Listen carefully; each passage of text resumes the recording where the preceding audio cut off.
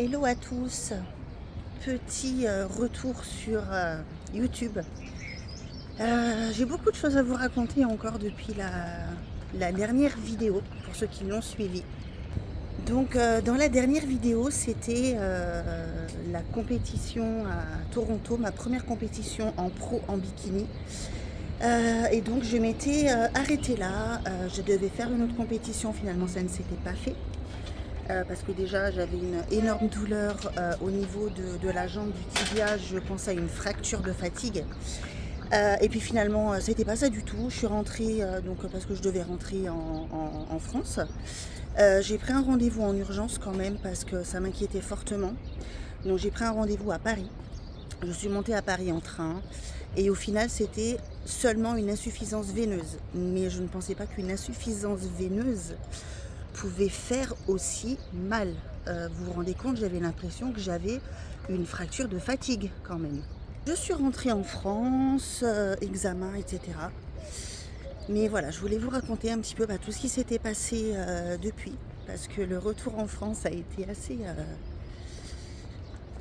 assez compliqué, assez dramatique, on va dire.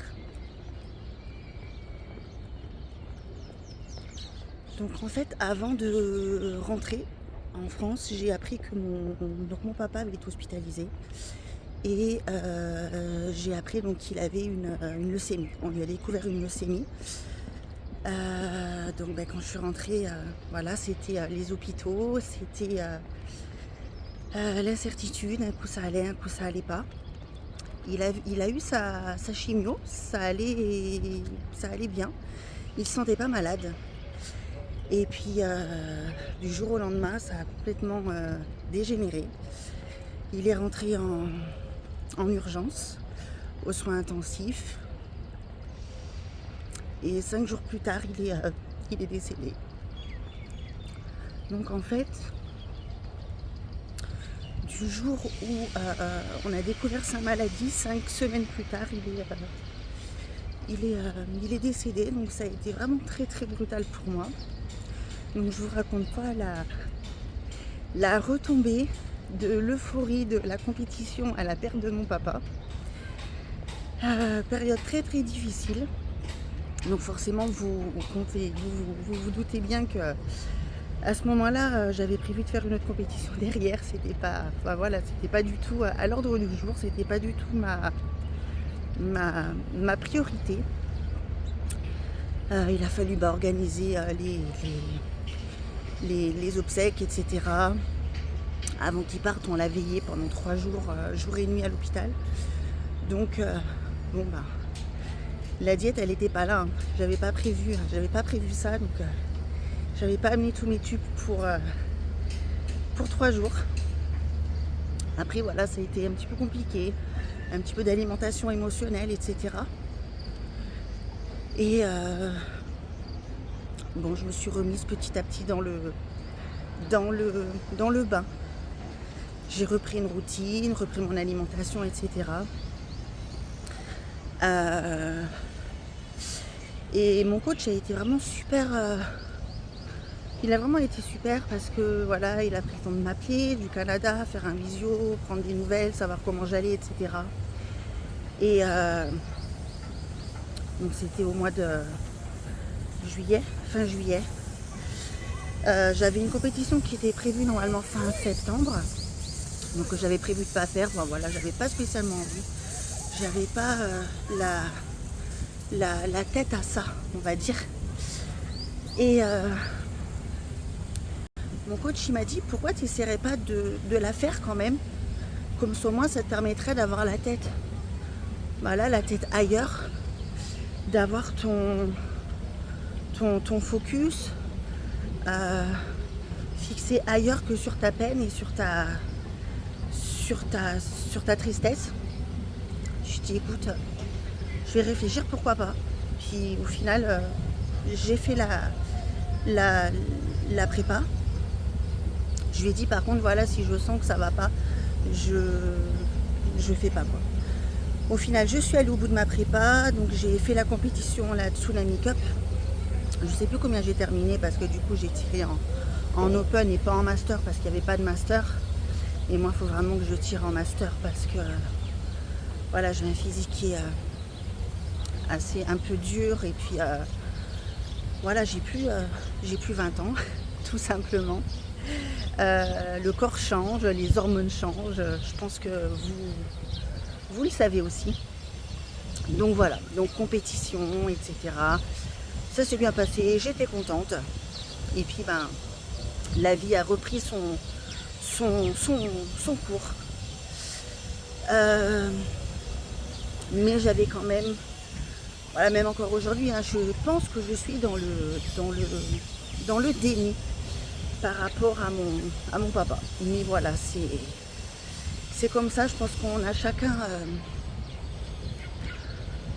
sa manière de gérer son deuil. Et autre nouvelle, donc avec Mika, on a déménagé. Ça faisait déjà longtemps qu'on voulait partir de France, on ne savait pas spécialement où. À la base, on devait aller au Canada. On avait fait tout un dossier donc, pour immigrer. Sauf que étant trop vieux, voilà, c'est ça. Étant trop vieux, en fait, c'était beaucoup plus compliqué. En fait, le Canada, quand vous êtes jeune, jusqu'à moins de 35 ans, vous pouvez avoir un PVT, donc c'est un permis vacances-travail qui vous permet de rester 2 ans. Mais passer 35 ans, c'est pas possible. Donc nous, le seul moyen que l'on avait, donc c'était faire une procédure d'immigration via les provinces, ce qu'ils appellent. Donc c'est-à-dire immigrer dans une province où justement ils recherchent du monde entre guillemets pour peupler leur province. Donc forcément, c'est pas souvent les provinces les mieux quoi. Parce que les meilleures provinces, elles recherchent personne. Donc du coup on avait commencé à faire notre dossier. Donc il a fallu que je passe des tests d'anglais.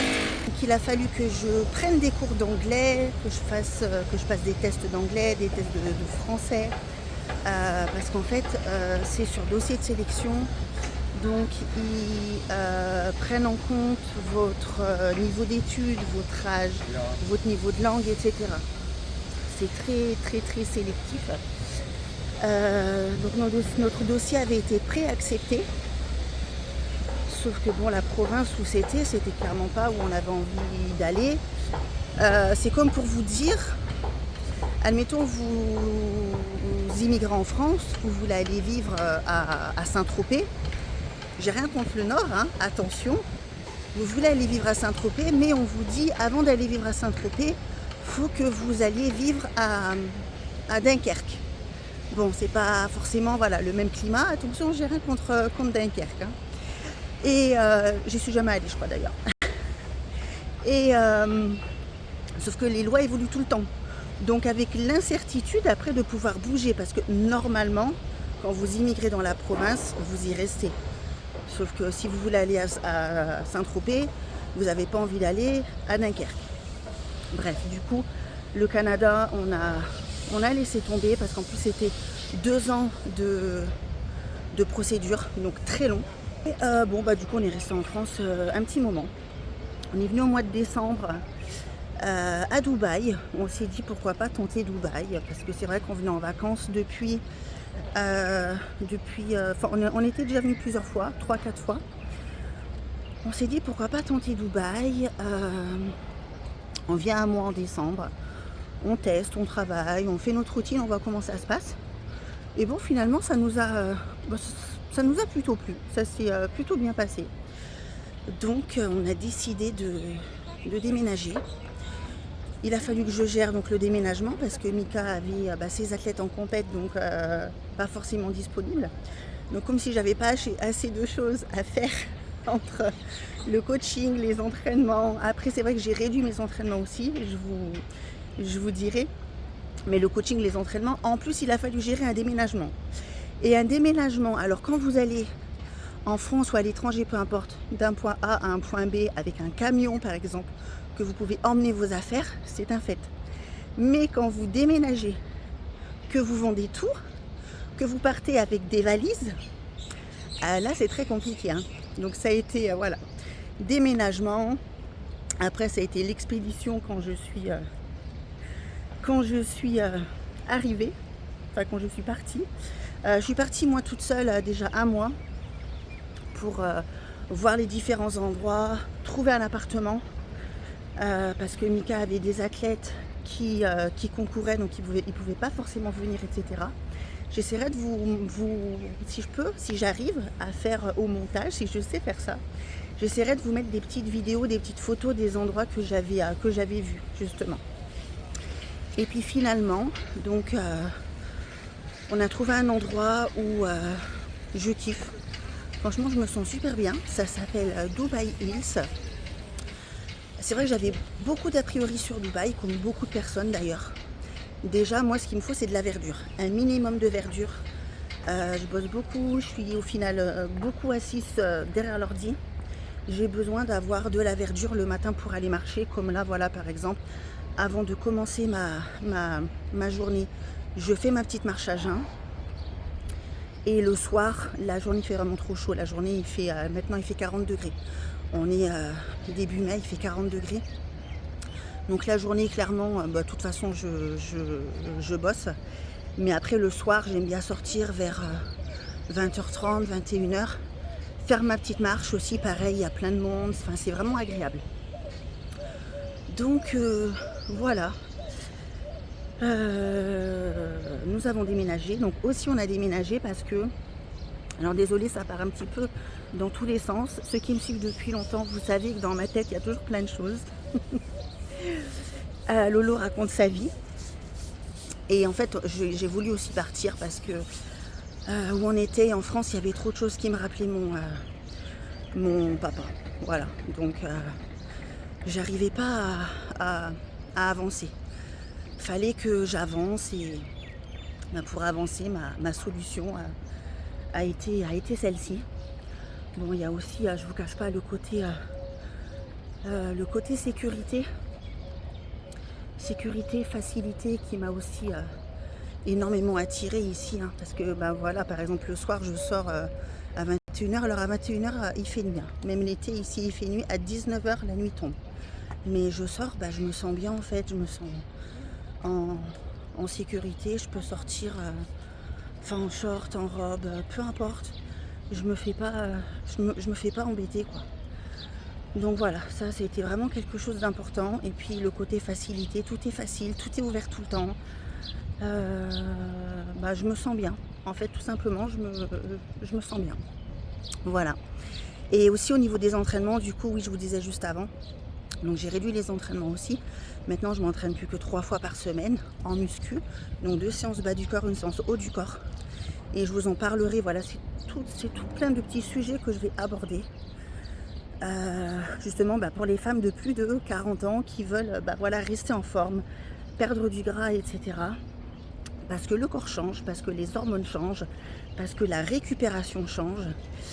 Et c'est vrai que au final, ça m'embêtait un peu de m'entraîner que 3 fois, parce que j'étais habituée à m'entraîner 5 fois, 6 fois. Enfin voilà, avant j'étais en figure, en wellness, donc je m'entraînais beaucoup, je m'entraînais lourd, je m'entraînais dur. Je m'entraîne toujours dur, attention, mais voilà, j'ai appris aussi à ralentir. À ralentir. Donc je m'entraîne 3 fois par semaine. J'ai ma séance haut du corps qui est plus de l'entretien. Mes 2 séances bas du corps où je m'entraîne dur, oui. Mais voilà, je vais faire plus attention à ma technique, à mon ressenti, etc. que ce que je pouvais faire auparavant, par exemple. Mon mindset a changé aussi.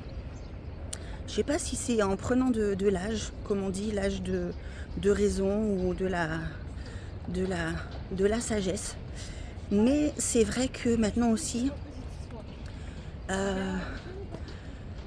suis beaucoup dans une optique de bien-être, bien vieillir. Donc j'apporte aussi un point important aux étirements, au stretching. Tous les matins, je fais mon vacuum, un petit peu de gainage, du stretching tous les jours un petit peu. Voilà, donc j'ai intégré aussi des méthodes, on va dire, un petit peu plus douces. j'ai fait... j'ai dû modifier ma routine parce que c'est vrai que je me suis rendu compte que je récupérais beaucoup moins, quoi. On a beau se dire on est une guerrière, on est une warrior, mais le corps il change. On vieillit et il faut adapter. Voilà, tout simplement, il faut adapter son alimentation, il faut adapter son entraînement, sa routine, gérer le stress aussi. Voilà. Bon, on va s'arrêter là, les amis, parce que sinon ça pourrait durer pendant 3 heures. Je vais vous faire un petit tour du coin, du coup où on est. Voilà, donc ça s'appelle Dubai Hills. Et franchement, j'aime beaucoup. Donc nous, on est dans les résidences qui sont juste derrière. Et franchement, je trouve que c'est super agréable, quoi. Le matin, je me lève, vacuum, gainage, ma petite marche à jeun pour bien démarrer la journée. Et puis après, à fond sur le taf, hein. Je vous souhaite une bonne journée. N'hésitez pas à vous abonner, à liker. Je sais même plus ce qu'il faut dire. Voilà, vous abonner, liker, laissez un petit commentaire si vous voulez. Vous pouvez me noter aussi des sujets qui vous intéresseraient.